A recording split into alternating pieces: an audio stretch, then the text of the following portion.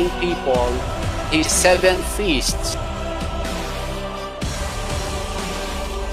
Therefore hear me now, my children, and do not depart from the words of my mouth.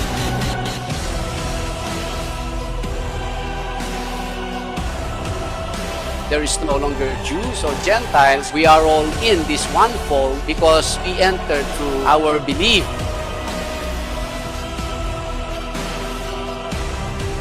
Keep your heart with all diligence, for out of it spring the issues of life. The Bible is teaching us about the urgency of time. Sa pagtanggap kay Kristo na siyang tagapagligtas.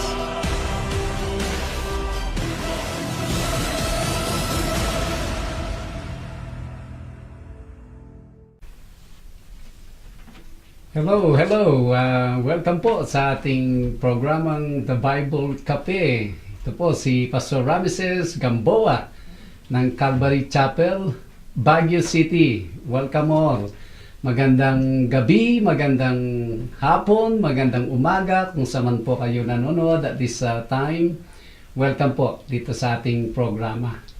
Ito po yung Bible Cafe na kung saan ang ating pong order ng ginagawa po natin ay at first ay inaaral po natin ang salita ng Diyos at the moment nandito po tayo sa Book of Proverbs, particularly sa Proverbs chapter 14. Kaya kung meron po kayong Bible, you can prepare if you want to join us looking at these verses that we have verse by verse, line by line.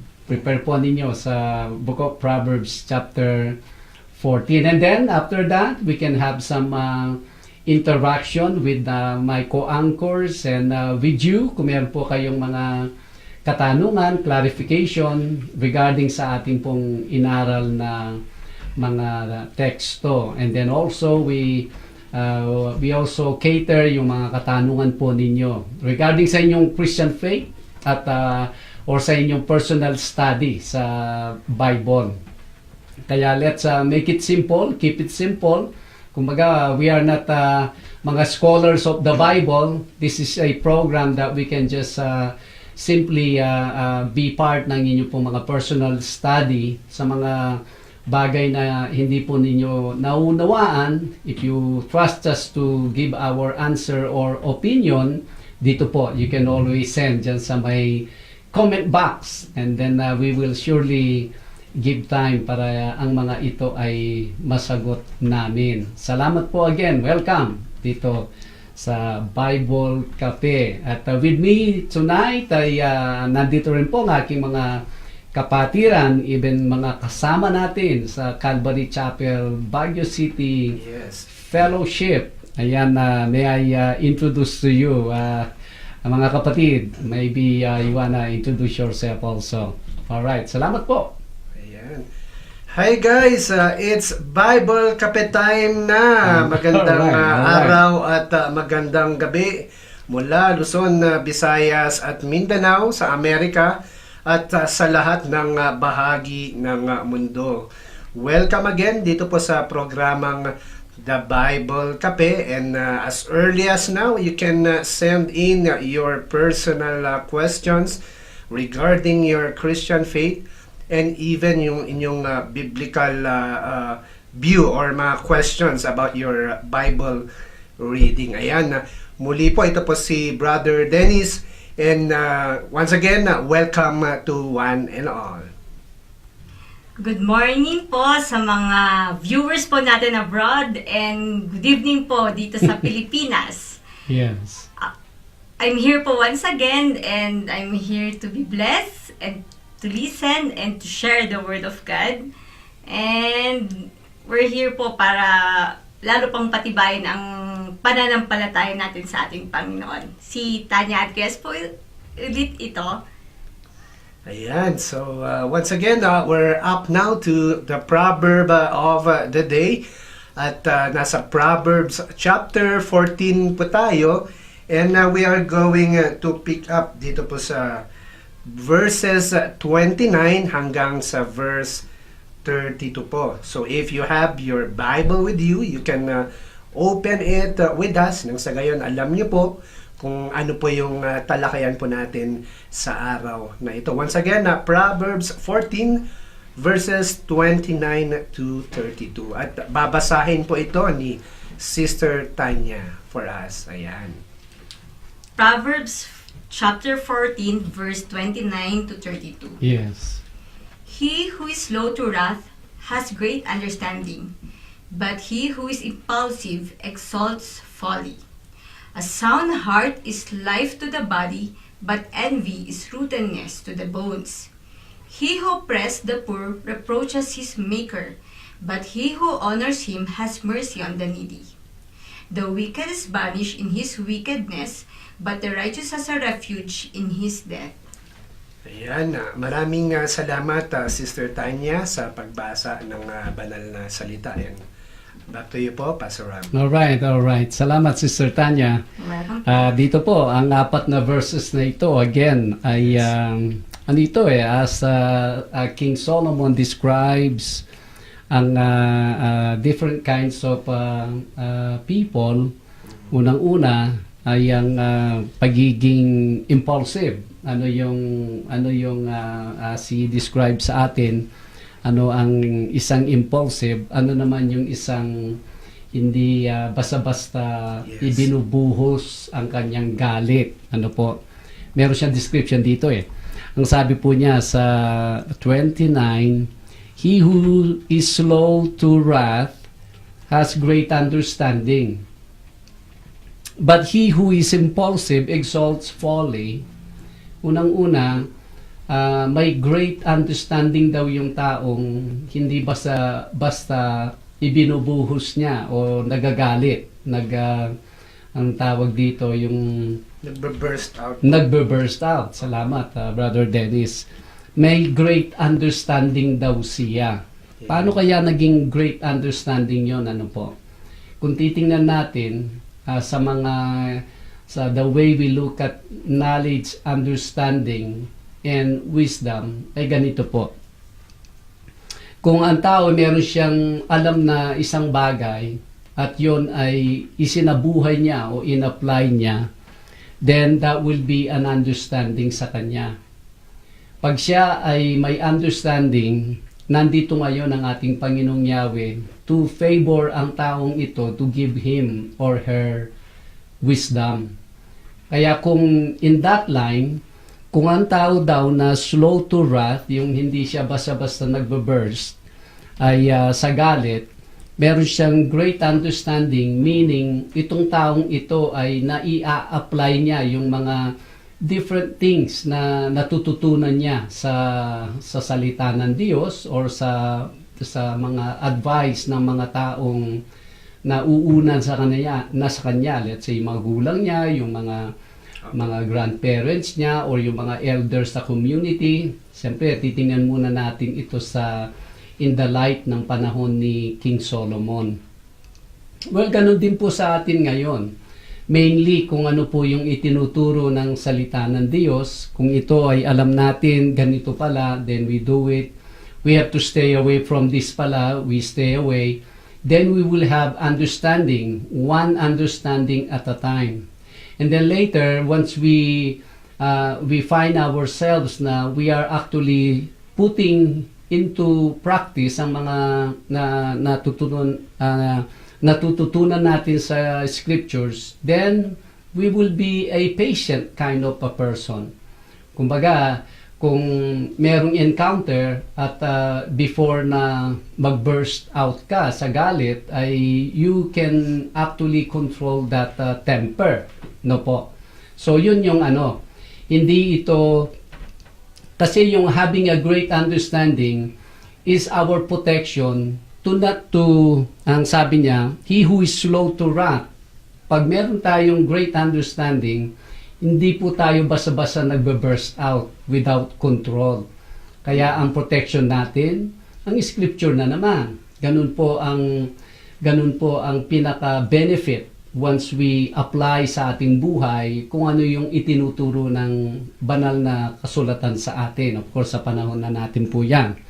And then, sabi niya, but he who is impulsive exalts folly. Yung kawalang kabuluhan na mga anong pang other word sa Tagalog sa folly, Brother Dennis or Sister Tanya? Yung parang opposite ito ng wisdom yung mga wise acts. Ito ay foolish. Foolish act kasi yung folly. So but he who is impulsive, yung para bang something na hindi nangyari doon sa kanyang kagustuhan, kaparaanan, ay ngayon, lumalabas yung kanyang galit, yan ay napapaitaas, kumbaga yung mga walang kabuluhan na mga pangyayari niyan. Of course, alam natin, ang mga ganun na klaseng tao ay ano po sila, impatient sila at another thing ay wala naman po sa salita ng Diyos based ang kanilang mga buhay. And then sa 30 ang sabi niya, a sound heart is life to the body, but envy is rottenness to the bones. Sabi po niya, ang sound heart daw is life to the body. Pero how can we, ano kaya ang interpretation ng sound heart?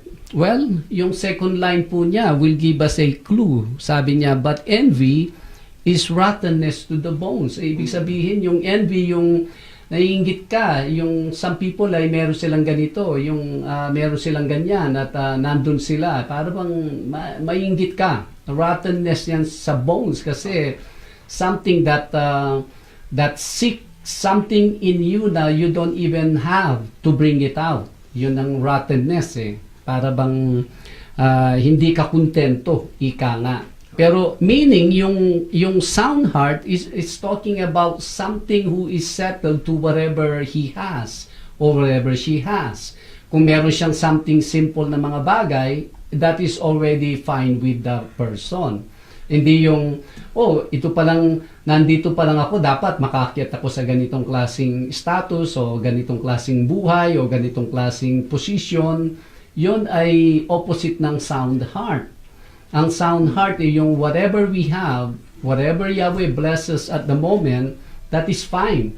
Until we wait for the right moment for kung saan tayo at kung ano yung ibibigay ng ating Panginoong Yahweh sa atin. That is a sound heart. In short, yung kontento ka kung ano yung meron ka. That is a sound heart. Ano yun? Is life to the body. That means payapa ka, whatever kung meron ka, something simple, payapa ka, that is life to your body. Pero ang taong mainggitin ay it is a rottenness sa kanyang bones. Alam natin, pag ang bones ang bumigay, ni tumayo, makaupo, hindi ka pwedeng, all you can do is lie down. Hindi ka pwedeng tumayo man o umupo. Ganun yung pag-rotten ang bones, a picture of that is really very unhealthy sa isang tao, yung lahat na lang ng nakikita niya sa kanyang kapwa-tao, he or she wants it also for himself. And then 31, sabi niya, he who oppresses the poor reproaches his maker. Kumbaga, you take advantage sa mga poor, kumbaga, yung inahamak mo yung mga poor ay it is actually reproach to your maker. Bakit kaya, no? Bakit kaya ganun na lang yung dating sa ating maker pag tayo ay hindi maganda yung trato natin sa mga mahihirap? Well, ang sagot po diyan ng Panginoon, He created mahihirap at mayayaman just the same.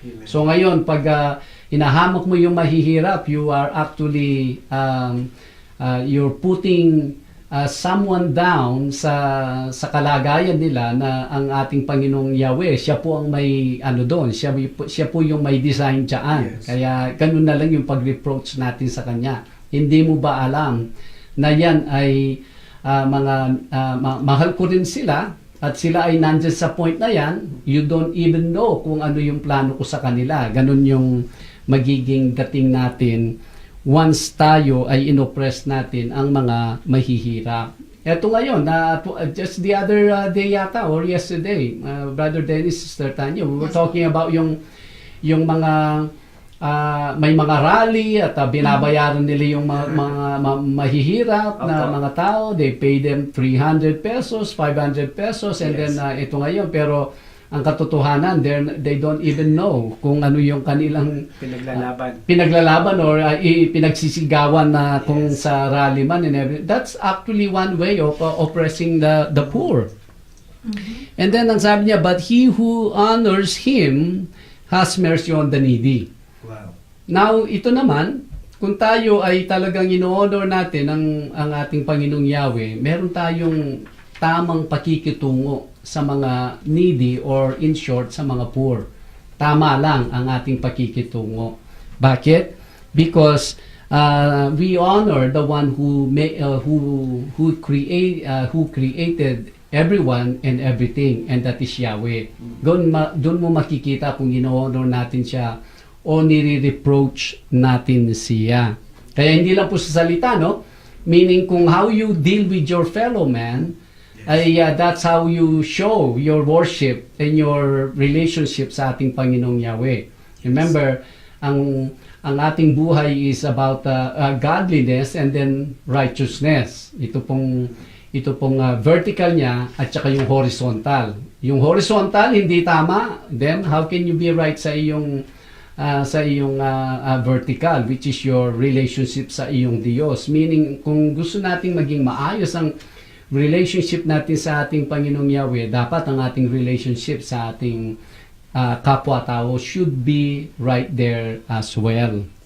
And then 32, ang sabi niya, the wicked is banished in his wickedness, but the righteous has a refuge in his death. So dito, definitely, ang mga wicked will vanish sa kanilang mga kalikuan, sa kanilang mga ano yung wickedness sa Tagalog, Brother Dennis? Tama pa, sir, kalikuan. Kalikuan, no? Sa kalikuan nila, talaga magbabani sa mga yan dahil wickedness will consume you, ika nga. But the righteous has a refuge in his death. Para bang kahit sa araw ng mamatay ang isang righteous, meron pong naghihintay na place sa kanya na dun siya mananatili at siya ay will be in a good hands, in a good place. Alam natin, we don't need to spell that, which is the presence or the kingdom of God. Ang mga righteous will take refuge sa ating Panginoong Yahweh. Ayun, yan lang po ang ating maibahagi dito until ang mga other questions or karagdagan sa ating mga co-anchors dito, and also from you kung meron po kayong gustong idagdag dito or some kind of question, clarification, then the floor is open, ika na. Alright, salamat po. Ayan. So, maraming salamat po, Pastor, dito sa explanation po ninyo, dito sa Proverbs chapter 14, verses 29 to 32. Dito po sa verse 29, he who is slow to wrath has great understanding. Actually, iso-support ko po ito dito sa napag-usapan rin natin dati dito sa Proverbs 14, verse 17. Ang sabi niya, a quick-tempered man acts foolishly. So, lahat naman po tayo in a daily basis ay may mga bagay po na at some point ay biglang dumarating na sitwasyon sa ating mga buhay at doon po natitest yung ating temperament. Especially po, ako, every now and then nagdadrive ako dyan dito sa Baguio. So, of course, marami kang mga mamimit dyan na mga drivers na they would try to cut you, mga drivers na parang sasabihin mo, ay nako, parang hindi naman yata nag-seminar tong driver na to. But sometimes dito po sa Proverbs, napakaganda po na nare-remind po tayo na we must have to be slow to anger kasi marami pong mga krimen na nangyayari dito sa ating mga kapaligiran ay nag-uumpisa po because of being short temper. Actually, kung titignan po natin sa mga balita, may mga nag-aaway because may isang tao na ayaw magpatalo because of yung bugso ng damdamin. But salamat sa Panginoon because He is teaching us how to control our emotions, how also to be patient sa mga tao naman na we have the ideal thing na pwedeng nakaset na we have the certain standard na dito sa buhay natin, sa mga tao, pero hindi po lahat ng mga siniset natin na mga things, mga standard ay napangyayari. And the Lord is trying to teach us to be patient kasi very essential din na yung sabi nga na we don't oppress our fellow men because kumbaga, if we are right, yung standing natin sa ating Panginoong Diyos, it must have to be also right with our fellow men. Parang tinuturuan tayo ng ating Panginoon na how to be right with our fellow men ay kung right tayo sa Kanya, sa ating fellow men, hindi naman po tayo tama. Parang it is something, parang may mali. So parang, especially parang on and on, pag binasa po natin yung Bible, talagang yung special po, may parang pagtingin po ang ating Panginoon, especially sa mga poor. We must not look down or belittle them because sabi nga po, ang buhay ng isang tao ay parang gulong. Minsan nasa ibabaw ka, minsan nasa ilalim. We do not know what will happen in this thing called life, pero how we treat our fellow men has something to do Amen. with ano yung ini-input natin sa ating mga puso, sa ating mga isipan. Yes. Ayan. All right. Very good input doon, Brother Dennis. Very good. Pastor, is it possible po to be a true Christian yet we mistreat the poor? Kasi I know someone po kasi na owner po siya ng business dito sa Baguio and sikat po yung business po niya. Alright. Kaya lang hindi po siya, ayaw po niya ng yung mga empleyado niya contractual kasi ayaw niya magbigay ng mga benefits. Yes. Then Pastor, yung full service kasi yung business niya. Then 14% lang po. Usually kasi pag service, at least 60-40 or 70-30, pero 14% lang po yung binibigay niya sa mga empleyado po niya.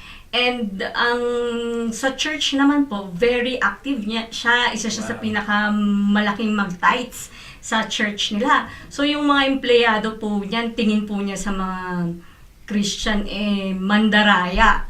So, ano po yung masasabi po natin dito sa mga ganitong nagsasabing Kristiyano po? Kasi, Pastor, personally, para sa akin, nakakampanglumo na they are carrying the banner of Christ. Yet, yung pinapakita po nila sa mga hindi pa po believers, hindi maganda. So, ano po yung masasabi natin doon, Well, Pastor? unang-una, ayan, ang naging common kasi na dito sa, I guess, kahit saan, ang tao ay nag-a-attend ng Christian church, that makes him a Christian. Absolutely not, ano.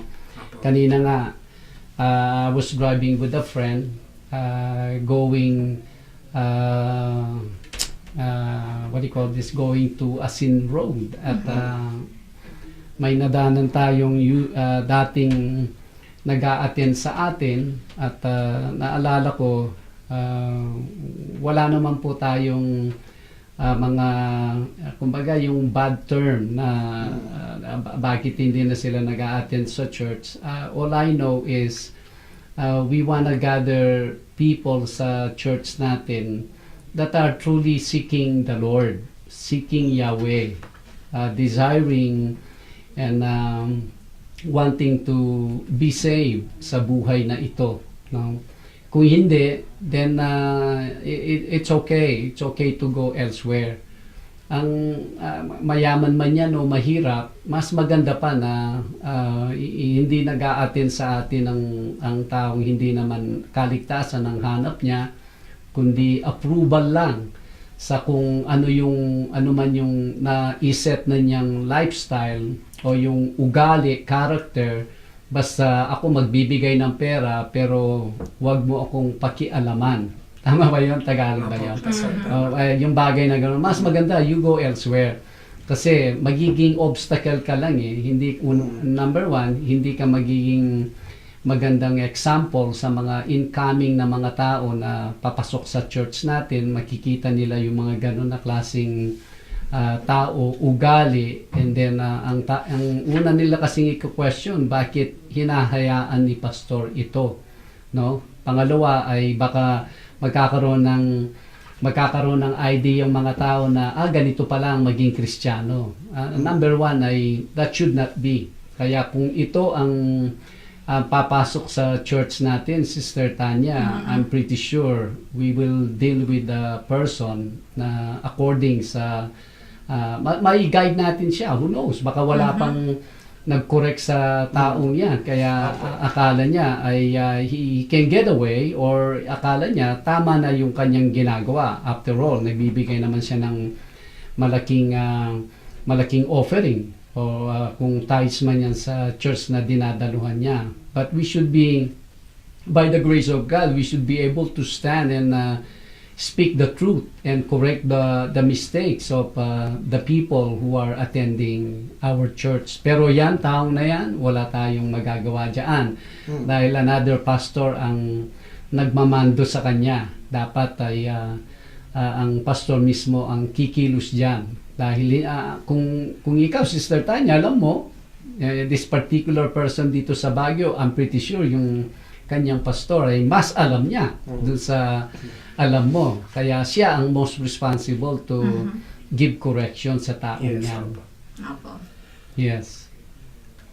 Pastor, parang in our lives, parang it's really natural flow po na maraming mga oportunista sa buhay po na ito. At one time ay may encounter po tayo. Pero Pastor, how are we going to respond po sa mga taong they try to wrong us, they try to get something from us out of our goodness? Kasi sometimes sa goodness po natin, doon natin ipinapakita na mahal ko ang Panginoon dahil mapagbigay ako. Pero most often than not, may mga areas of opportunity po na most often than not ay yung mga taong pinagkatiwalaan po natin, sila pa po pala yung maggagawa ng opportunista on our behalf. Paano po ba mag-respond ito dito sa mga pagkakataon na ganito, Pastor? Parang as a Christian po ba is dapat ang mindset natin is forgive and forget, or forgive but you need to suffer the consequence po? Are we talking yung mga mahihirap, ganon? Opo, Pastor. They have no means to pay it back to you. Parang ganun. Nangutang siya. Opo. Well, yun ang consequence yan.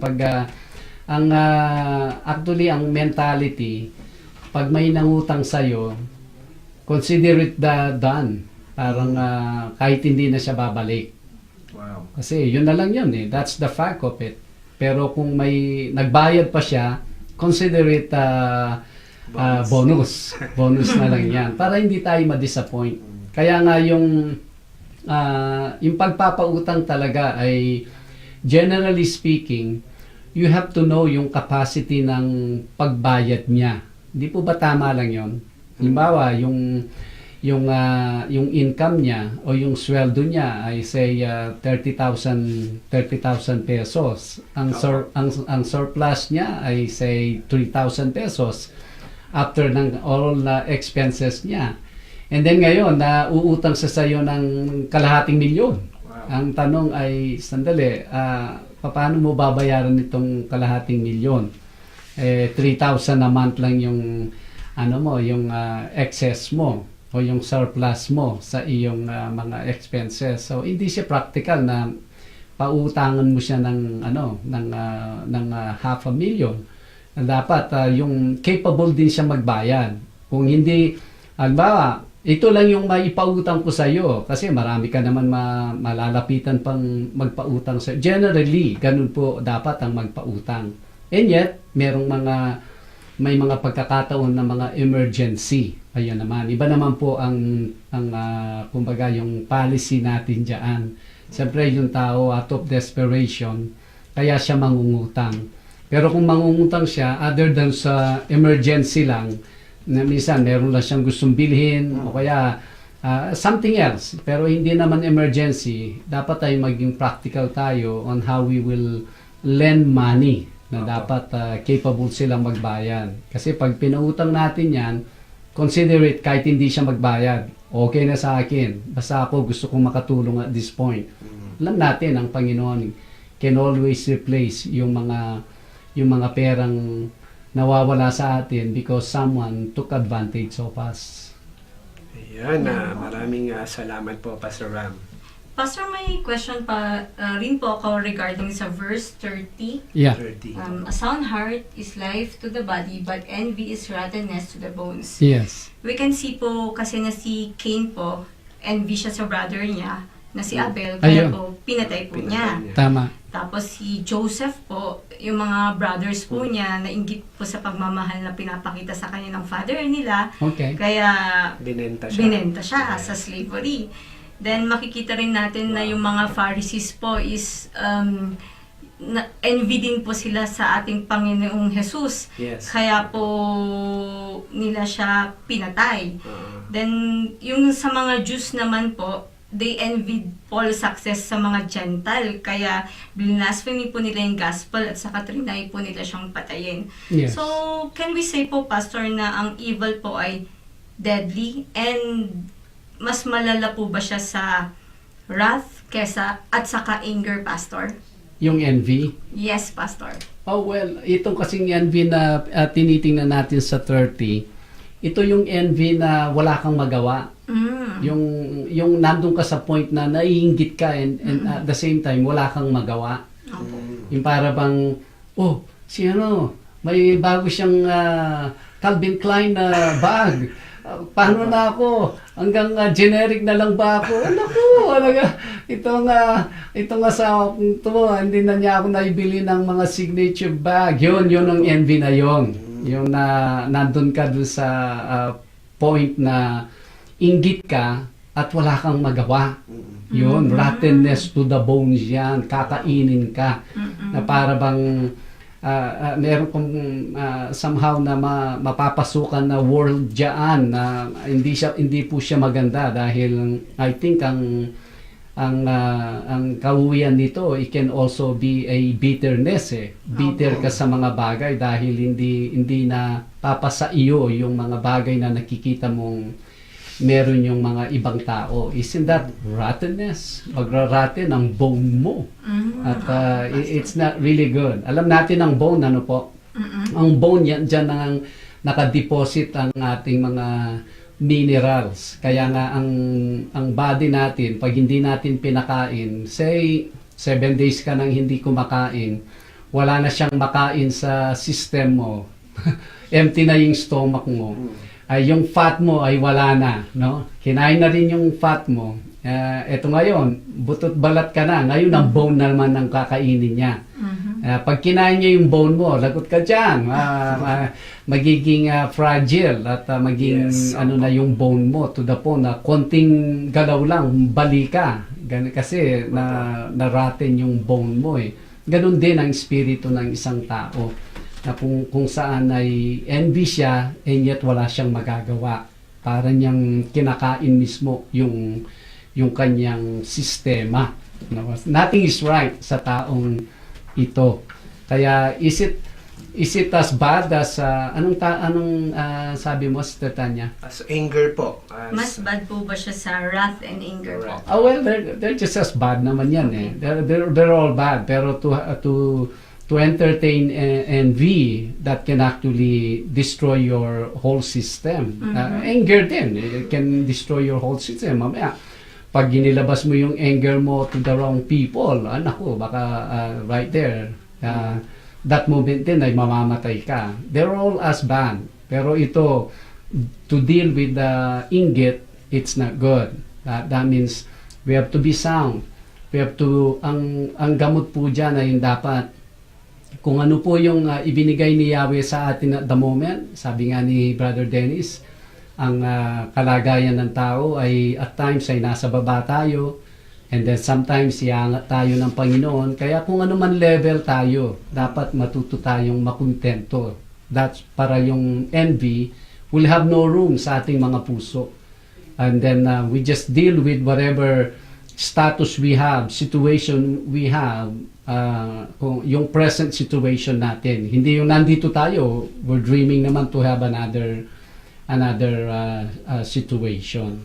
Yun. Ayan, salamat po Pastor sa kasagutan na dun sa follow-up ni Sister Tanya. Pastor, dito rin pa rin po sa A Sound Heart is Life to the Body. Ang nasabi niyo po kanina is we need to live a life of being simple and being content, Pastor. Yes. Kumbaga, madami po kasing mga sinasabi yung mga Christians usually, may the Lord bless the desires of your heart. May mga phrases po na Tama. binabanggit na ganun. Yes. It all boils down po ba, Pastor, kung ano yung mga dinidesire ng tao, ng kagaya ko. Kumbaga, dapat i-check rin po namin, Absolutely. i-check ko rin po kung ano yung mga dinidesire ko, kung ito po ba ay kalooban ng ating Panginoon. Hindi dahil nakita ko ito sa aking kapitbahay ay i-desire ko na ang mga bagay na ito. Because second question, Pastor, is yung envy po ba is, can we consider this as a sickness within ng isang tao? Because Yes. pagka may envy ka is Tama. lahat gagawin mo, kahit ultimo organ mo ay ibibenta mo for you to be able to buy the things that you wish or the things that you want to.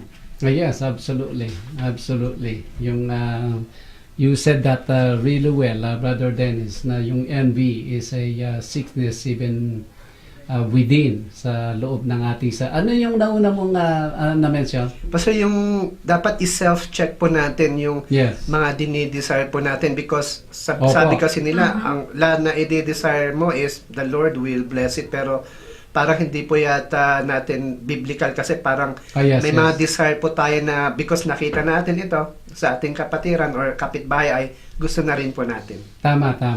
Yun na nga, halimbawa, no, meron tayong example, kung meron kang isang project na construction project, let's say papatayo mo yung church mo, no? Ito, nagpapatayuan ng church. And then darating yung tao, sabi niya, alam po ninyo, I built several churches at I know ang ins and out. At alam ko po yung makakatipid kayo, yung cost cutting and everything. And then yung pagsasalita niya sa iyo ay na-please ka na-please Yes. ka. And then sasabihin mo, alright, mukhang ano siya, favorable sa akin yung sinasabi mo ano ba yung nakikita mong magandang gawin? Sasabihin mo, ganito po. Kasi ito pong ginagawa ninyo dito ay pwede naman pong ganito na lang gawin dyan. So ngayon, i-bless mo ngayon kung ano yung wish niya.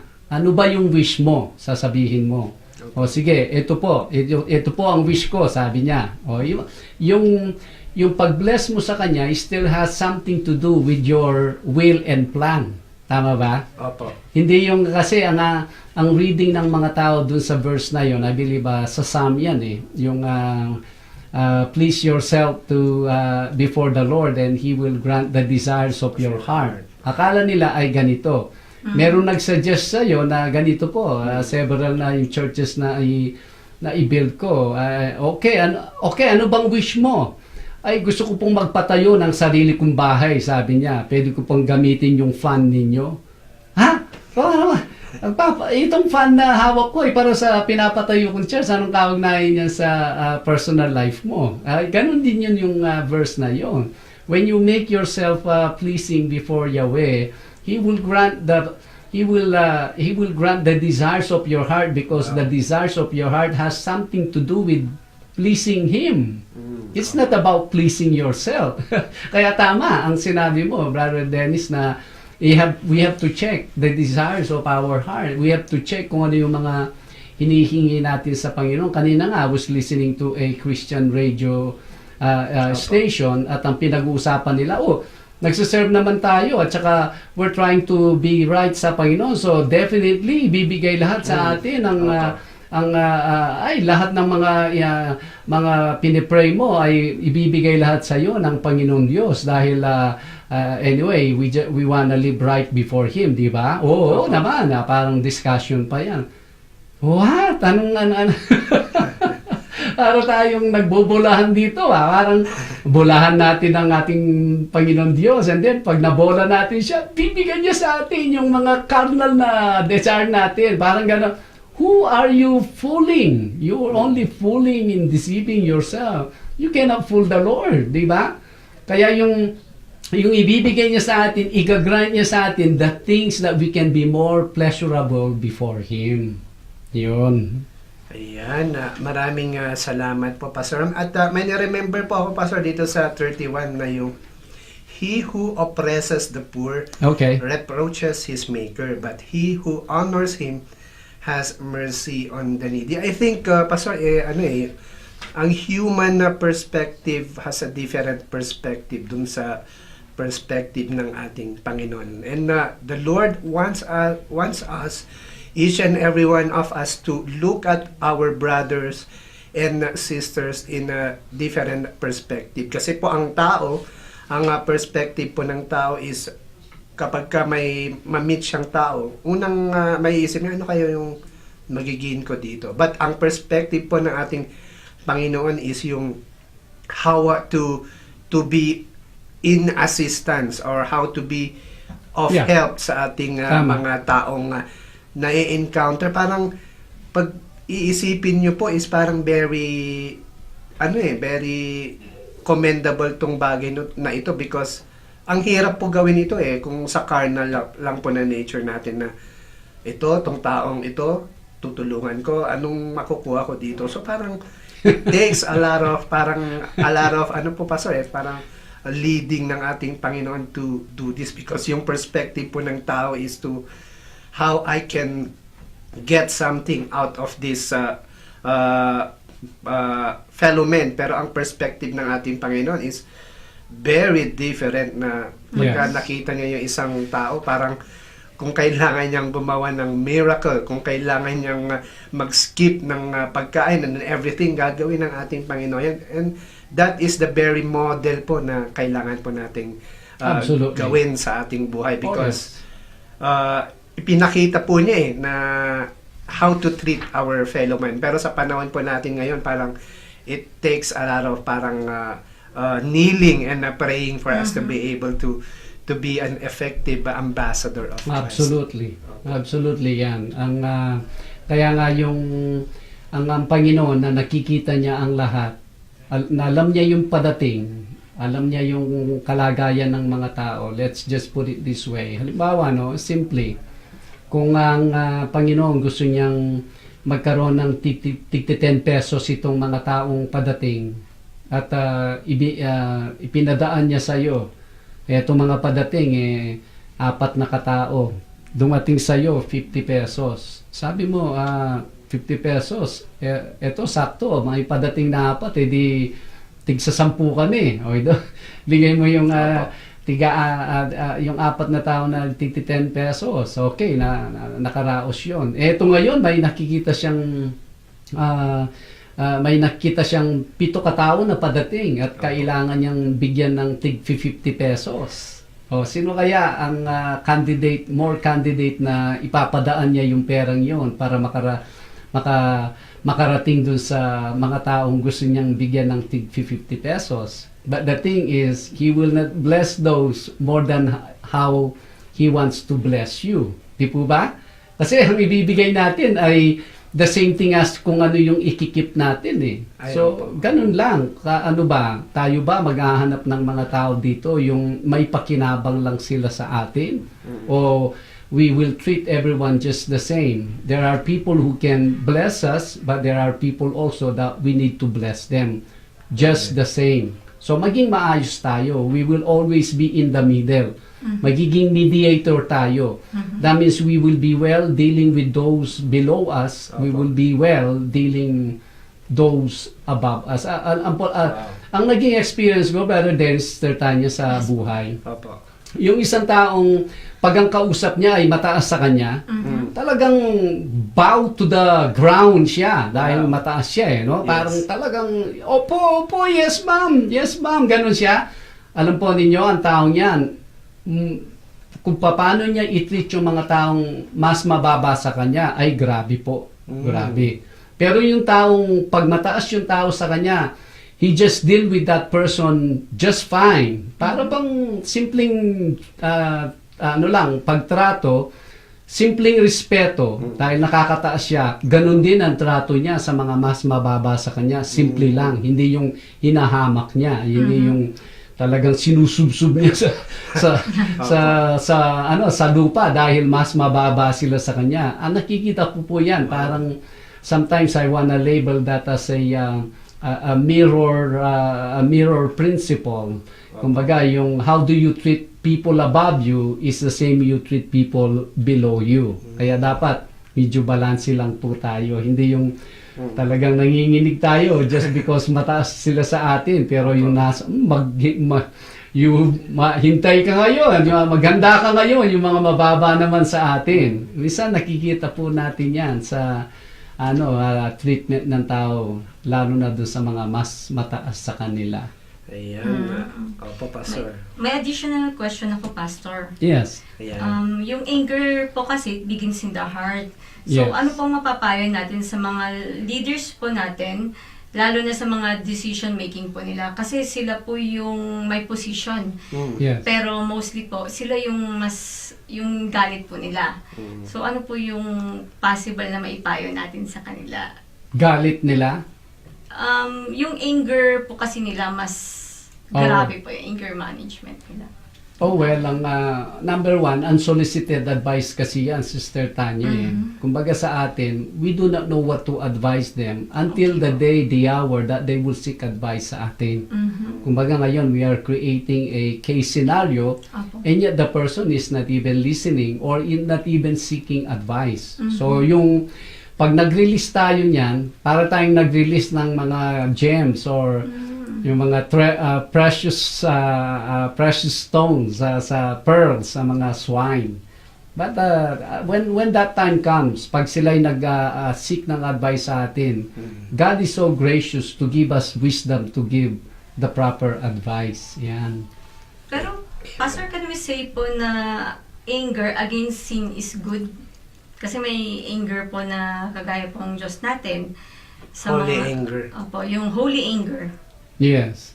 Well, ang anger kasi is a burst eh. Para siyang vapor na anger should not be in us eh. Parang napuno ka doon sa nakita mong hindi maganda. Yung anger na yan. Para bang mag-iiba na yung yung condition mo. Meron nga tayong narinig na mga tribes, one of the sa mga Indies or yung mga Indian, hindi naman mga Indian eh. Basta yung mga tribus sila na every morning nag-aaway sila. Nag-aaway, every morning away, not to the point parang talagang magkakagirian sila eh. Opo. Pero na ang discovery nitong itong nagbibisitang yung parang American ganon, yung civilized na. Kasi uncivilized itong tribe na pinuntahan niya. Opo. Every morning nag-aaway sila. And then after nilang mag-aaway, maghiwa-hiwalay sila and then they go back to the work. Yung pala ay pang boost nila ng energy kasi pag galit ka, mag-iba yung mo and then trabaho na. parang yung pinakatapi nila yung galit, no? Opo. Ang galit kasi ay kapunuan yan eh. Kapunuan na doon sa nakita mo hindi tama. Pero nawa, hindi naman tayo ganon na alam natin, ang dami ng mga mga maling bagay na nakikita natin sa mundong ito. Pero and yet nandun pa rin. Hindi naman tayo nagiging complacent na. Kundi alam natin, there is the proper mood to express yung burst, yung anger natin dahil sa mga kasalanan at kalikuan na nakikita natin around. Yan ay mapupuno na lang tayo eh. And yet sana pag tayo'y magalit, huwag tayong magkasala. Ngayon.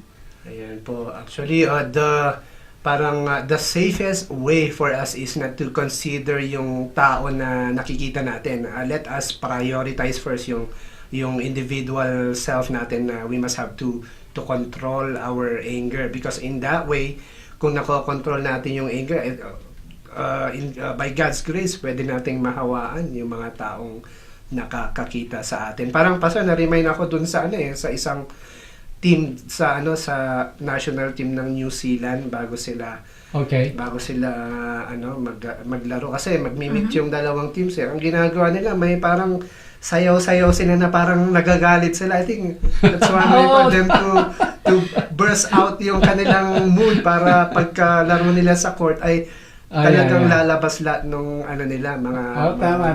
I saw that also. Inuubos. mga mode, parang game mode sila. May mga ritual dance sila, no? Opo. Mga ritual dance. Naalala Yes. ko po yun, Pastor. And sa inyo pong nanonood, please feel free to comment dito po sa ating napag-usapan, sa Alright. ating talakayan dito sa Proverbs chapter 14 verses 29 to 32. So keep your questions coming, and sa lahat po sa inyo na late po na nag-tune in, it's like 9 minutes before our first hour Wow. together, and Okay. right now we would want to acknowledge you and invite you to please feel free to drop your questions and even your reactions sa ating pong napag-uusapan na sa gabing ito. And right now Amen. ay dadako po tayo sa ating mga pagbati sa araw na ito, sa gabing ito, at pangungunahan po ito ni Sister Tanya. Sabi po ni Ma'am Mina Tolentino, good evening Bible Cafe. Alright. Good evening Yun. sa mga brothers at sa'yo, Pastor Rameses. Ayan. Oh, yes. Alright. Kay Wined Alinea, God bless Mina. Kay Ma'am Gigi Guillermo, good evening Pastor Ram and Bible Cafe family. Then sa barkada ko po, si Jeremy Sanchez, thank you for watching. Alright. Nice. Kay kay Kuya Moises, hello! Gising Yes. ka pa, Brother Moises. Talagang hinabol mo. Ayan. Nanonood sa taxi niya. Opo. Ano? Brother Moises. Opo. Sis Judy sa Pitula. Ayan. Paki sa sa dalawang bata. Ayun. Kay Tama. Benedict Adrias po. Thank you for watching. Ayan. Yes. Sa mga Calvary family po natin, nandyan po si Sis Yun Biso, Ayan. si Sino Don Vergara, Waving. Yes. Kay Max Africano, sabi po niya, ang yung sayo. Good evening, Pastor Ram, Sis Ayan. Tanya, and Bro Dennis. Anyong sayo. Korean ba yun o Tagalog lang? Anyong sayo. Alright. Pansit Canton na Max ang sa akin. Ako. Parang kumuha ng order eh. Kay Malu Vergara, hello my Bible Cafe family Ayan. all over the world. May God bless us all. Amen. Amen. Opo, kay Brother JV. Ayun. Hello, nagkita lang kami kanina eh. Alright, JV. Opo, kay Brother Joseph Reyes. Kamusta po? Ayun. Pero Joseph, kailan ka? Anong araw Oo yung nga. shift mo? Mhm. Kay Jed Gamboa. Ayun. Hello, Kamusta? Jed. Thank you for dropping me off. Ayun. Opo. Kay Pasuken Riders kami. Hello po. Hi, kamusta din po? Ayan. Kay Tina Joy Lope Mata. Alright. Hello po from sabi from Imos daw po siya. Okay, parang bago siya, no? Mhm. Opo, parang Alright. po. Welcome po Welcome. sa Bible Cafe. Welcome. Hi, welcome. Yes. Kay Brother Rick Oitas, hello! Si Pastor Kumusta yan. po? Si Pastor Rick. Yes, Kumusta Pastor po? Rick. Magandang umaga sa inyo dyan. Kay Sis Beled Moleski, magandang gabi, sabi po niya. Wow. Yes. Hello po. Morning naman sa kanila. Good Ayan. morning po.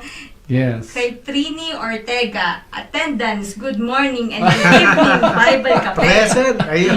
Present po siya. Okay, alright. Kay Ma'am... Nauna kasi siya. Pinakauna si Oo. Sister Trini kanina. Oh. Yes, alright. Very good. Ayan. Kay Ma'am Edlin Oitas, hello po, my Bible Cafe Oh family. yes. Good morning po. Opo. Sis. Kay Rayanya Samaniego, kumusta po? Rina Opo. Samaniego, Serena, Brother Ray, magandang umaga sa inyo dyan.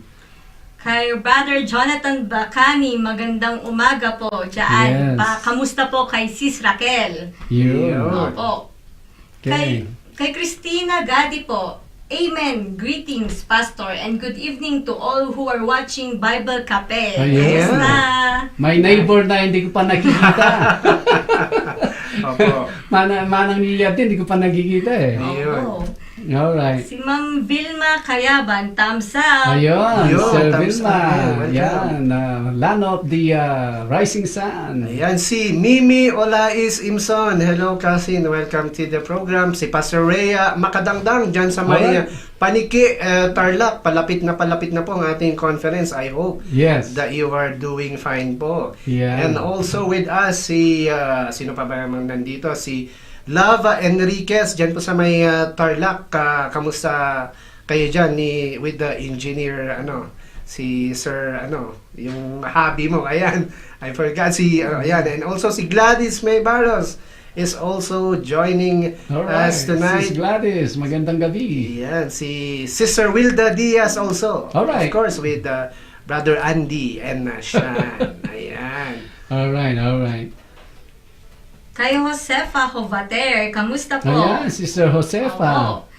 Kay Noni Santos Jr. Si Sabi- Pastor yan, Opo, Pastor Noni. Pastor Noni. They were my family host sa Bolingbrook, Illinois. Ayan. Salamat po. Sabi po niya, God bless you po, mga matapat na kapatiran at kamanggawa sa ating Panginoon. Alright. Opo. Salamat po, Pastor. Kay Unbiso at kay Mama Aids Olais. Kamusta kayo dyan? Okay. Kay Sis Both Gamboa, sabi po My niya, sister. That's my sister. Opo, good evening, Bible Cafe family. Amen. Po. Kay Wined Alinea, salamat sa panonood. Sino yan? Bago ba siya? Bago? First time ko pong Parang first time po, welcome Pastor. po sa Bible Welcome. Cafe. Wow, another Ayan. kapatiran, kaibigan, joining us. Salamat po. Ayan, welcome. Kay Mama Rosana Sunflower, Ayun. sabi po niya, good evening po, Pastor Ram. Yes. And my Bible Cafe family dyan sa Pinas. And good morning to all watchers dito. Oh yes, all right. Good morning Good po, day, ma'am. good day. Ayan. Sabi po ni Tess Noblefranca, good evening, Pastor. Dito po ako sa San Narciso, Quezon. Now listening to your teaching. Tess Oh. Lucena. Okay. Ayan. Yes, magandang gabi po. Yun. Yes. I will recall po. At welcome po sa Bible Parang Cafe. kilala ka, Pastor. Oo eh. nga. Oo, parang kilala niya si Pastor Ram Ayan. Opo. Okay. Si Ma'am Crema Canlapan Ayan. says good morning and evening mga kapatid. Happy Tuesday. Ayan. And Yes. kay Ma'am Imelda Harapa, sabi niya, good morning Bible Cafe family. Good morning to bros and sisters in Christ. Good morning to my husband. Yeah. Ed Mosqueda from Las Vegas. I'm watching here from Gumaca, Quezon. Yes. Have a blessed morning to Pastor Ram. Ayan, special Alright. mention si Oh, Pastor evening Ram. na dito back in the Philippines na tayo, Opo. Sister Imelda. Ayan. All right. Good evening din sa atin. Ayun. Sabi ni Brother Jonathan Bacani, good evening, good morning, Bible Cafe community. Yes. Praise All right. Yahweh for another beautiful episode. May His grace and wisdom abound in us all. Shalom. Ayan. Shalom, Yes. Brother Jonathan. Ayun. Hi po, kay Marivona Palma, pinsan ko po. Ayan. Okay. Welcome po. Kay Sis Paula Asuncion, na-miss ka na po namin. Visit Ayan. ka naman po sometime sa atin, sa church. Ayan. Umabot po tayo kanina ng 40. Keep it coming po yung mga viewers natin sa episode natin tonight. Ayan. Oo. Opo. All right. Si Glessa Ligiel Ash. Ay, kamusta ka kapatid? Glessa. Matagal ka naming hindi... Magandang gabi. Opo, hindi nakita dito sa ating chat box. Anyway, welcome back Oh, ulit. mabagal ang Dito ano, sa yung internet Bible kasi. Cafe. Itong Okay. nag-uulan. Pastor, sa replay po sila nanonood po yung mga iba. Opo. Yes. mabagal. Oh, napapanood naman nila sa YouTube or Okay. sa replay. Yes. Well, sige. Opo. Si Paula Nada Asuncion, sabi po niya, hello po, kapatid, kamusta ka na? I hope that Alright. you are doing just fine sa gabing ito. Ayan. Yes. Ayan. And right now, bago po tayo babati ulit mamaya, let's move on sa ating question po sa gabing ito. Ito po ay nanggagaling kay, walang iba, kay Sister Crema Kanalapan. Let's see, meron ako dito na parang hindi pa nagabati. Sige po, Pastor. Si Sister Grace Andales. Ayan. Magandang gabi sa inyo dyan. Maayong gabi sa inyo dyan, Sister Yes, Grace hello po. Andales. Si Cory Guevara Oleado ay also Yes. with us. Sis, magandang gabi. Hope everything is well sa inyo dyan. Sino pa yung... si Sir Errol Dakame Ayan, is also opo. watching us. Sir Errol, salamat po. At again, your beautiful broadcast station is always open Yes. para sa ating Bible Cafe Ministry. Si Pastor Bong at Sister Raquel Bananya is also watching Ayan. us. Ayan. Sino pa yung nandito? Si Roel Doms Ulani is Ayun. watching us also. Danny Valdez Olais Ayan. is Present. also watching us. Ayan. Ayan. Kuya Danny, welcome sa ating Bible Cafe. Si Abigail, nag-greet na. How about si Brother Ed Mosqueda? Parang hindi ko narinig Hindi pa, Pastor. Binati po siya ni Ma'am Imelda kanina. Ayun, Ayun, hindi all pa right. nabati. Brother Ed Mosqueda, magandang umaga sa inyo dyan. Again, Pastor Ray, our meeting sa Ayan. September 24. Akyat kayo dito sa Baguio. Ayun. Ang ating Calvary Chapel Pastors Meeting. Sister Rosana de Guzman, magandang umaga po sa inyo dyan. Sis Rosana, please say hi kay Brother Carlito. At si Kuya Fernando Ayun. Vergara is watching present us. siya ngayon. Oh, yan. Kamusta po? Siguro, nakapag-adjust na rin si Brother Fernando. Ayan, opo. Alright. Si Brother Sunny, Buenafe Carino. Ayan, Yes. wow, ang dami nating mga kasama tonight. Salamat for Ayan, joining salamat us. po.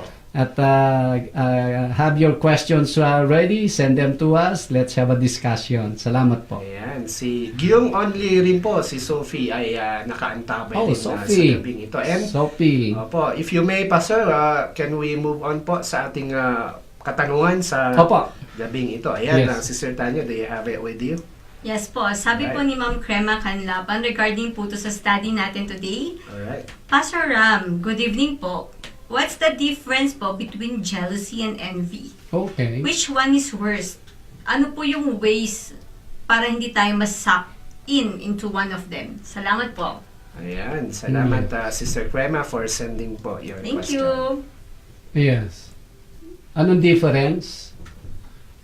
Ang sabi po niya, ano pong difference po between jealousy and envy? Okay. Saka ano po yung mas worse po doon? And paano po tayo para hindi mag-get sucked po sa kahit saan sa dalawa po? Yes. Well, ang jealousy kasi, meron siyang good jealousy at bad jealousy. No po? Opo. Remember, ang ating Panginoong Yahweh is a jealous God. Yes. So, there is a good jealousy. Yun ang jealousy. Ang jealousy kasi, ay the good part ng jealousy is you have done everything for the person. So, you deserve a certain attention in return. Yun ang good jealousy. Yung bad jealousy ay yung meron kang pagka-insecure somehow. Pag insecure ang tao, nandyan, yan ay parang punla yan eh. Punla ng tao yung insecure. How can you be insecure? Well, you're not well in one area or the other. Halimbawa, kung ikaw ay sickly, meron kang itinanim na unhealthy sa iyong body eh. Now you're sickly, and now just because you're sick, you're not capable to do and perform many different things as a normal human being. Opo. And then ngayon, jealous ka dahil someone is paying attention to other people who are capable to do those kind of performances. So ngayon, jealous ka ngayon, pero all along ay galing din sa'yo. Insecure ka lang, kaya ngayon jealous ka na ayaw mong mapunta sa iba yung attention, pero ikaw wala ka naman ininvest, no? Wala ka namang ininvest dito sa taong pinagseselosan mo. O yan, negative po 'yon, negative yan. Pero kung after all you have done everything that you're supposed to do in that area, and then nandun yung kanyang attention to others, yan ay good jealousy yan. That is your right. Wait a minute, what is that I have done na wala na akong ginawa? Ginawa ko lahat. Why are you paying attention doon? Yun ang good kind of jealousy. Yung bad kind of jealousy at envy, I think they're just as bad. Kasi yung, imagine, walang rest kasi wala kang rest pag ikaw ay jealous. Kumbaga, natutulog ka na lang, nag-imagine ka pa dun sa mga bagay na kinakaselos mo negatively. No po? Walang pahinga yan. Lalo na pag halimbawa, we're talking about relationship. Pag hindi mo siya nakikita, ano na yung mga nangyayari sa iba't ibang bagay na ang pumapasok sa iyong kaisipan and everything. Paano ka makakatulog diyan? It is not good. The same thing as envy. Yung envy ang envy is only one. Wala po siyang wala akong alam na good part ng pagiging envious. Ang pagiging envy ay you are envy on things that they have but you cannot have it. Ayun. It will really eat you up. The same thing as a negative kind of jealousy. So I will say they're just the same, Sister Crema.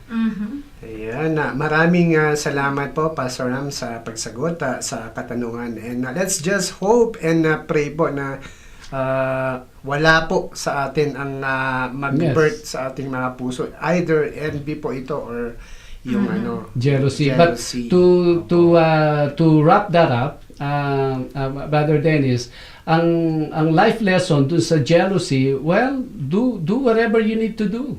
Kumbaga, anong area ba na kinakaselos mo sa isang tao na titingin siya sa iba? Take care of yourself. Kung babae ka, magpaganda ka. Tama po. Kung lalaki ka, magpakamacho ka. Kumbaga, you di ba?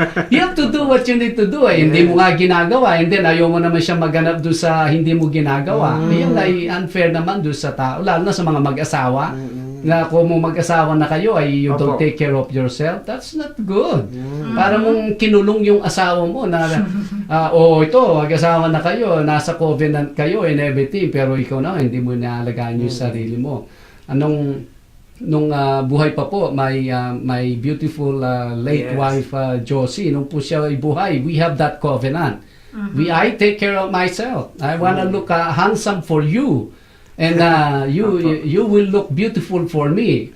Para hindi tayo stuck dito sa marriage na ito, kundi tayo blessed sa marriage na ito. So, you see, hindi ka magsiselos dahil you keep your body, kumbaga, maayos ka. Doon sa naman sa envy, tulad po ng nabanggit natin kanina, na matuto tayong maging makontento. Yan, makontento tayo sa kung ano man yung mga ibinibigay na status o ng provision ng ating Panginoon sa atin at the moment. We should learn how to live in that simple life until pag tayo'y nandyan na, medyo mayaman na tayo, matuto din tayo na mamuhay doon sa status na iyon. Opo, hindi yung saan ka nang galing, nagpapaganda ka na naman. Dapat suportahan natin yung ating mga asawa because they are doing something para hindi po tayo parang magkaroon ng something na iniisip, mapraning. Because sa pagsiselos po, there's a positive side na pwedeng mapangyari po sa atin. Ayan, and binabati ko rin po si Pong Endangan Imson at tsaka si Ma'am Rina Samaniego. Alright, yes. And another comment, Pastor, galing po kay Mama Belen Moleski. Sabi po niya, good question, Bro Dennis. I think ito po, Pastor, regarding po sa proverb of the day natin kanina. Okay. Kasi experience ko po na nagpautang at nagpahiram tapos binaliktad pa niya ako ang may utang sa kanila. Yeah. Actually, sila pa ang kumukuha ng pera sa ATM ko at yung husband ko ginagamit pa niya yung credit card para mabayaran yung sasakyan nila sa talyer. Wow, what a bad experience. Pero I know the Lord is always faithful para sa mga anak po niya. Ayan. Tama.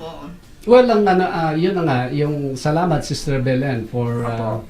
sharing that to us. Kaya yung sa ating mga kaibigan, kapatiran na joining us right now, or even those who will watch the replay of this Opo. episode, ano po, always keep distance. Kung sino man po yung kadil natin. Opo. Actually,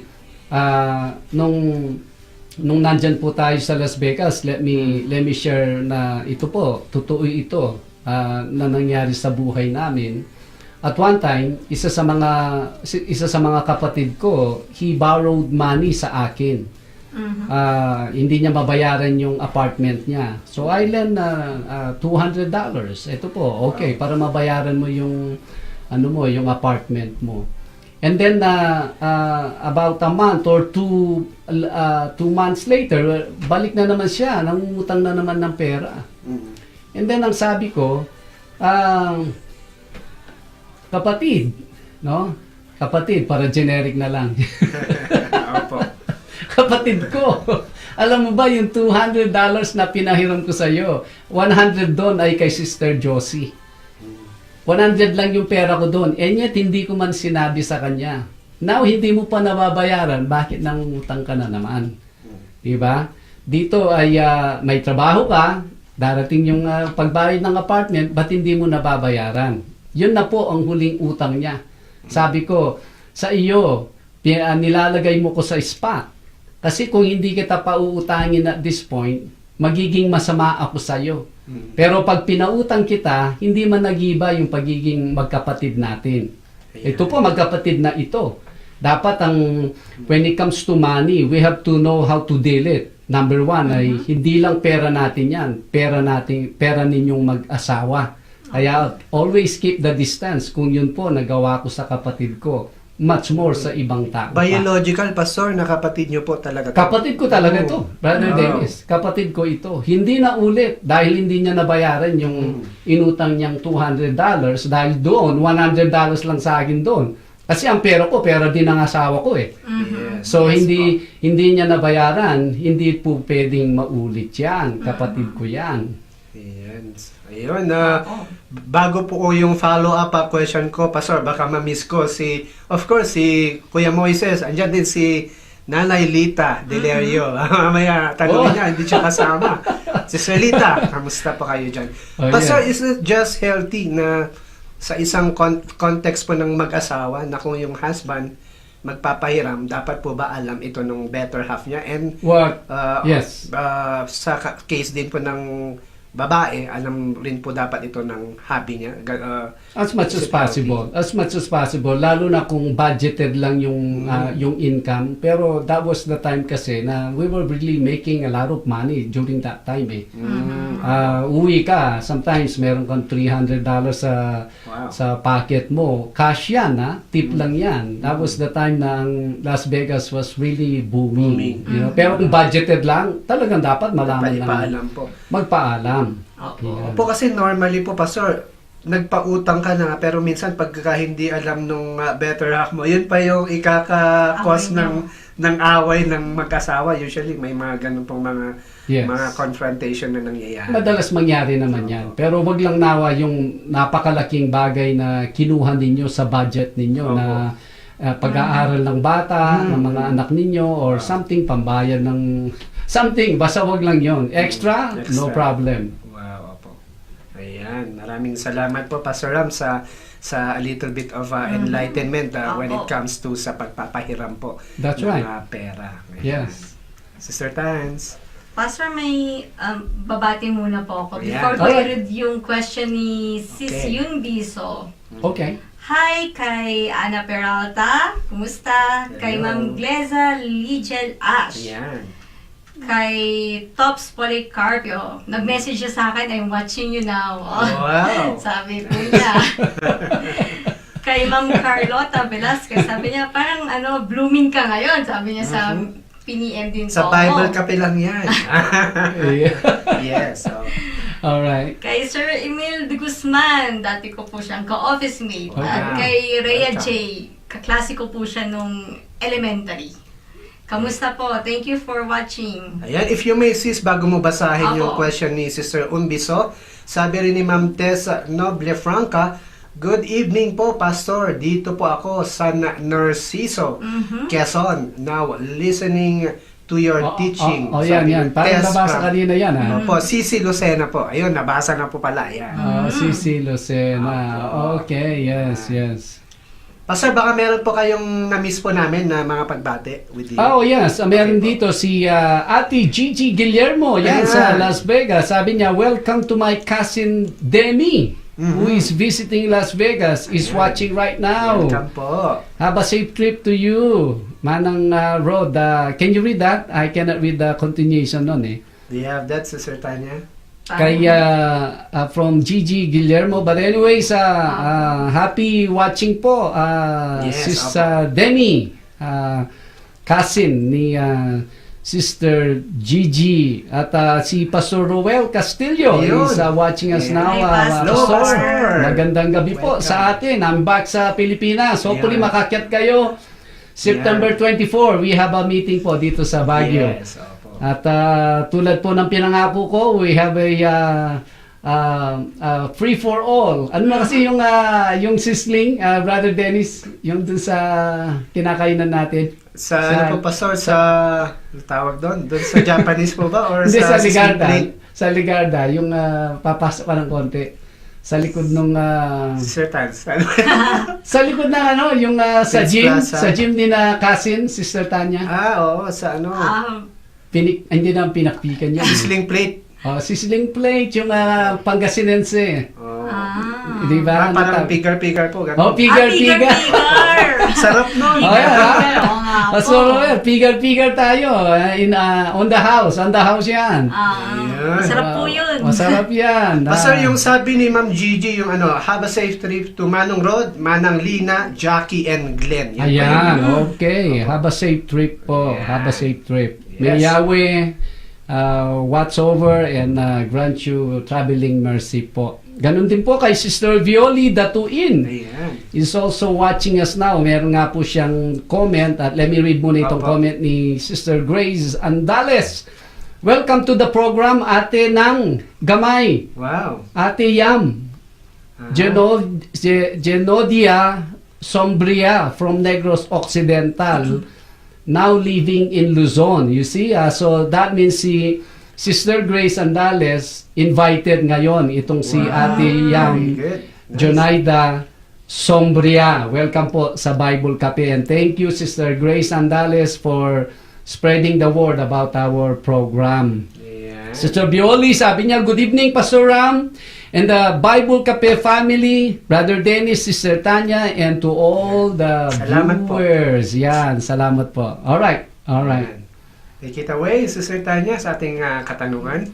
Basahin ko na po yung tanong po ni Sis Yunbiso. Ayan, mahaba-haba. There was one person who really hated me before.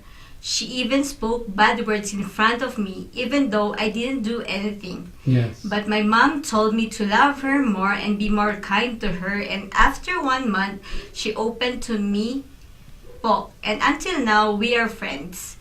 But my question po is that even though I tried to love someone who doesn't like me, and also, Try to put effort.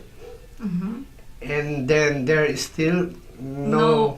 anything changes. Yeah. How should I do po? Of course, I pray for that person po. Good evening, sabi po niya. Yung question po niya, Pastor, but my question is, even though I tried to love someone who doesn't like me, and also try to put effort, and then there is still no anything changes, how should I do po? Pag may... Opo. Parang okay. dalawang tao po yun. Pastor, yung una, minura pa siya, pero at a span of 1 month, nag-open sa kanya, naging magkaibigan po Opo. sila. Yes. On the flip side, meron naman po yung taong ayaw talaga sa kanya. She is trying everything to be right with that person, pero wala pong nangyayaring ganon. Ano po kaya yung pwedeng gawin daw, Pastor? Well, what it is it's always the prayer. The prayer, in prayer, Yahweh will lead us. Kasi if the person if the person is not for us, then we can be coveting someone. Kasi if the person is not for us, or the thing is not for us, and we continue to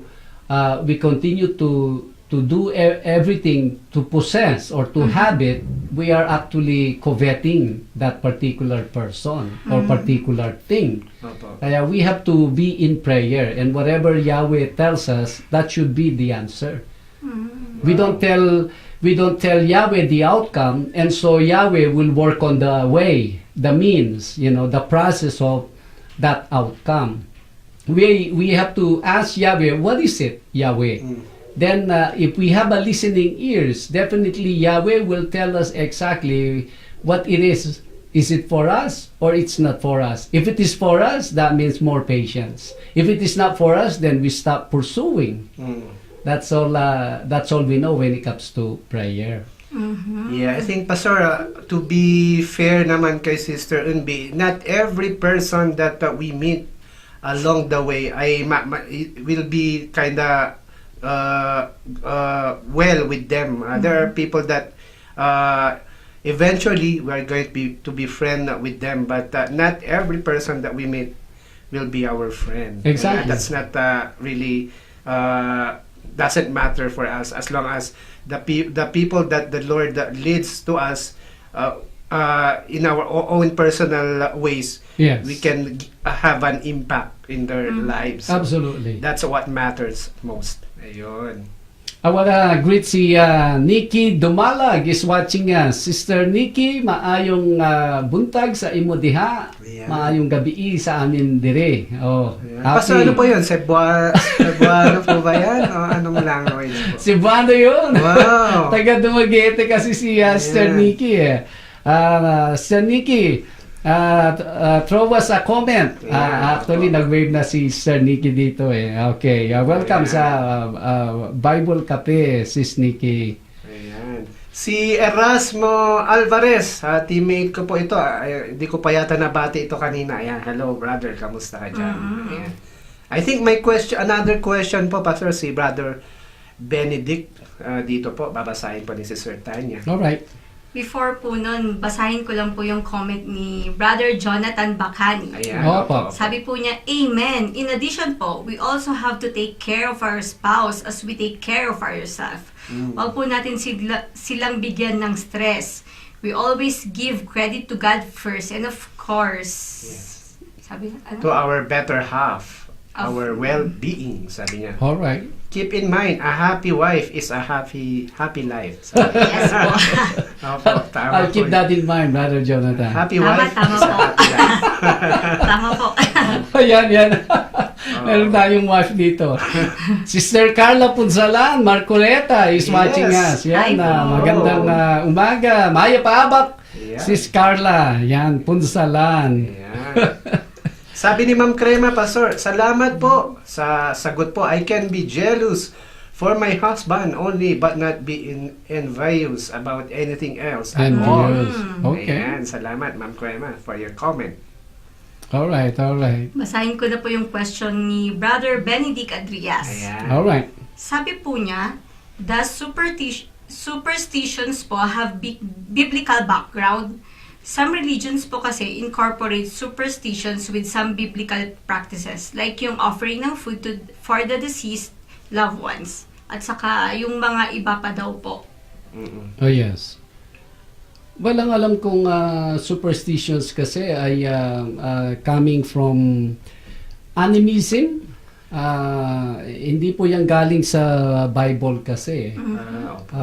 Animism po ito. Kumbaga, yun na nga, yung atang, you offer literal food to the spirits. Ano po, parang hindi po yung katuruan sa Bible. And yet, ang superstitions po ay meron pong espiritu behind it. Kaya tayong mga, sabihin natin mga Christians, do not be so arrogant. Hindi po tayo dapat maging arrogant, mayabang, na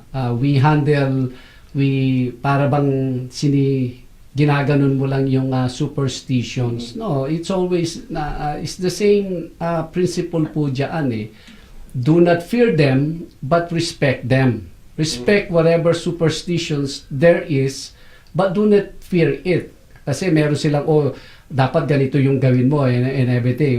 Huwag kang matakot dyan. Pero huwag mong, yung pananalita natin, how we correct yung, how we oppose, or how we, kumbaga, yung, how we, anong tawag doon, yung, pag hindi mo tinanggap, how you deny it. Resist. In a nice way. Hindi yung, hindi ako naniniwala dyan. That is too arrogant sa mga superstitions, kasi pumasok ka dun sa same level nung spirit na yon, and that spirit has much more now power over you, kasi hindi yun as a Christian life na the way you handle yourself. Ang Christian life is humble, in control, and yet respectful. Ganun po ang, pero pagdating sa superstitions, yung pag-atang sa like offering food sa mga spirits, hindi po yan piniprescribe ng scripture. Pastor, actually, that's very, actually, when we are speaking of superstitions, marami pong scope yan pero yung nabanggit ni Brother Ben na yung kapag ka may mga occasions, party, birthday, ay merong sineseparate na pagkain bago natin galawin yung food, ay may sineseparate na pagkain para daw sa mga kamag-anak na namatay. Is it ibig sabihin niyo po ba, Pastor, na let's just hayaan lang po natin yun. What matters most is yung kung ano po yung standing po natin sa ating Panginoon. Yun po ba yung mas importante? Yes. Ba mo sila pipigilin dun sa bagay na yun? Unang-una, hindi ikaw yun hindi sa'yo yun So just let them do it. But for you, that's nothing. Kung sa'yo mangyari yun, hindi naman natin yung gagawin. As simple as that. Pastor, on the flip side, kasi parang meron pa akong parang naririnig na if you do that certain act, yung you offer a food for a certain individual or yung taong patay na, is it possible po, Pastor, na may ini-invite ka ring ibang spirit na pwedeng mag-dwell doon sa lugar na iyon, Pastor? Opo, possible yan. Possible yan. Kasi pumasok pa doon sa practice Opo. Yes. So yun pa, Pastor, yung bagay na hindi nakikita ng mga tao. All they know is they offer a food sa mga deceased na mga relatives, but on the flip side, on the back of our mind, alam natin yon because napag-aaralan po natin, may i-invite po pala na other spirit sa pagkakataon. Lalo na yung mga nag-o-offer ng yung blood. Ay, opo, Pastor. Naghukay sila, nag-offer sila ng blood. You're actually inviting spirit doon. Pastor, yung may kakatayin po na manok. Yung blood, tapos may egg, tapos may lulutuin na parang white cake or yung kakanin, yung mga ganun po. Parang that's more, may binibili pa po sila na alak, tapos tabako. Okay.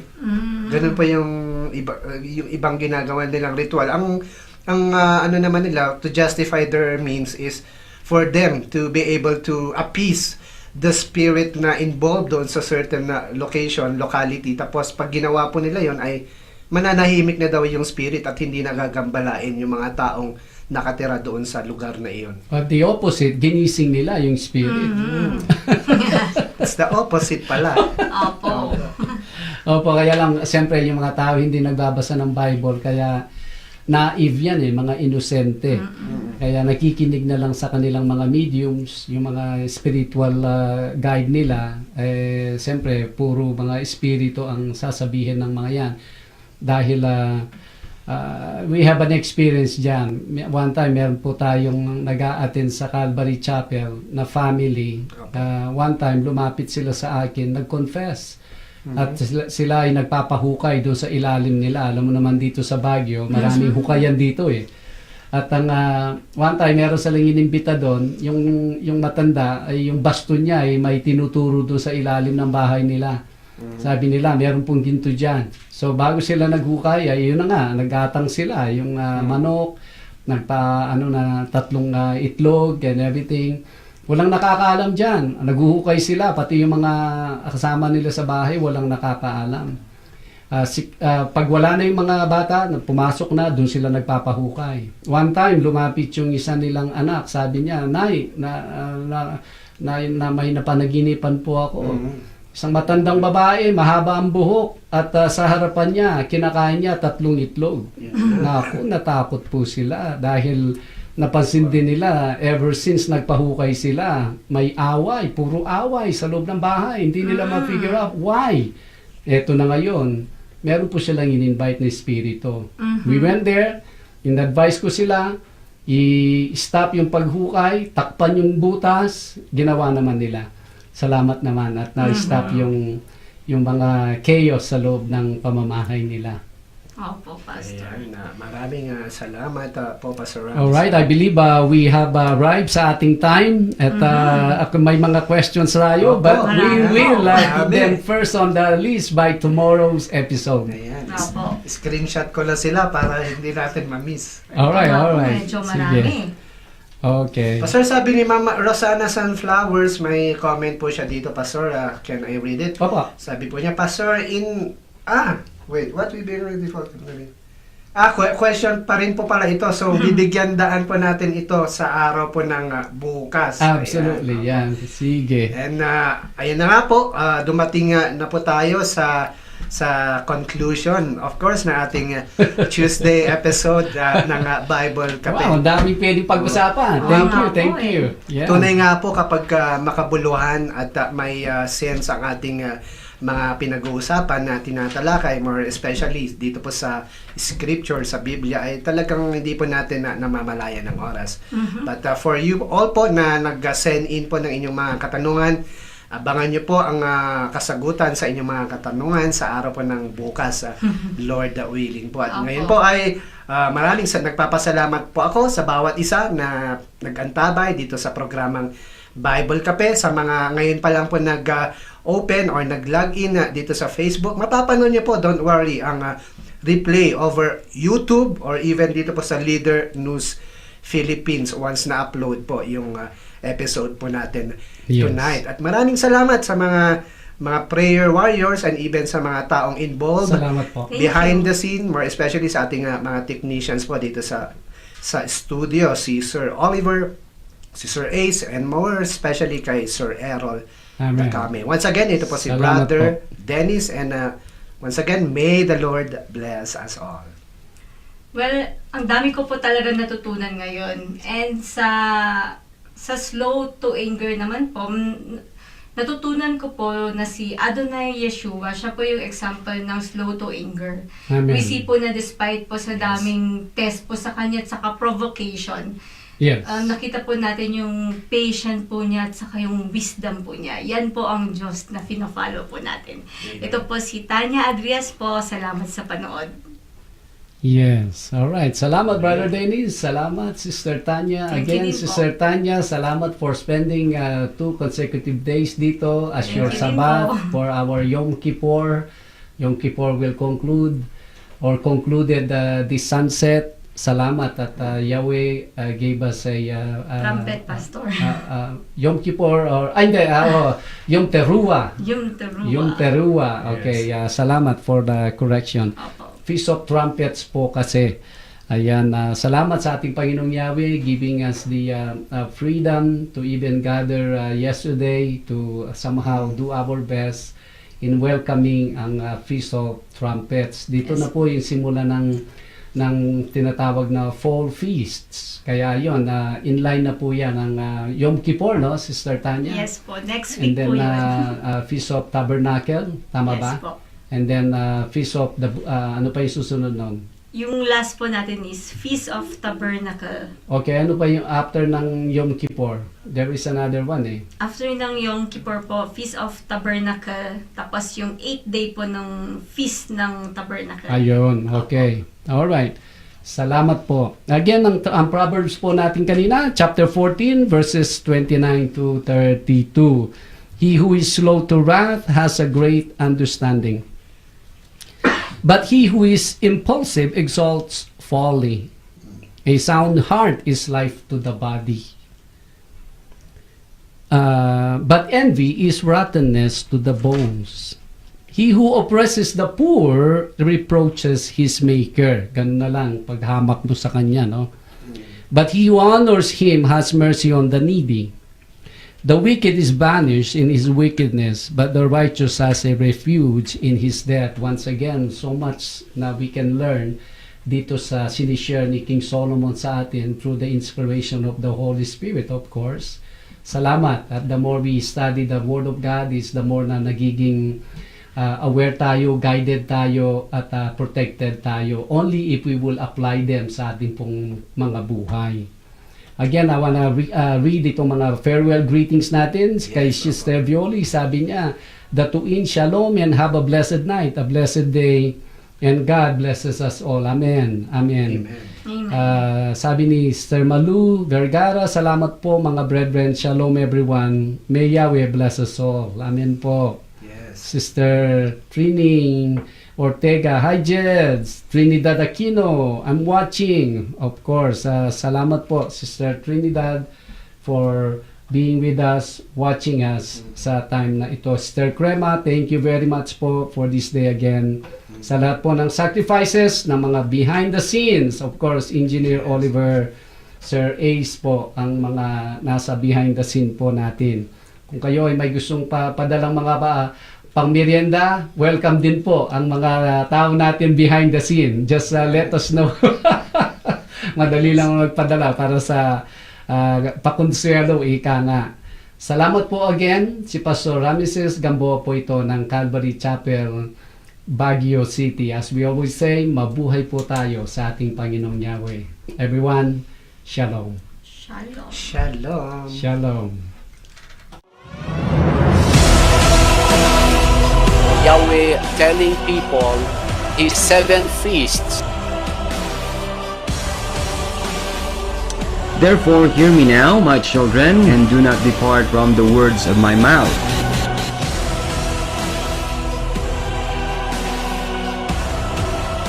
There is no longer Jews or Gentiles. We are all in this one fold because we entered through our belief.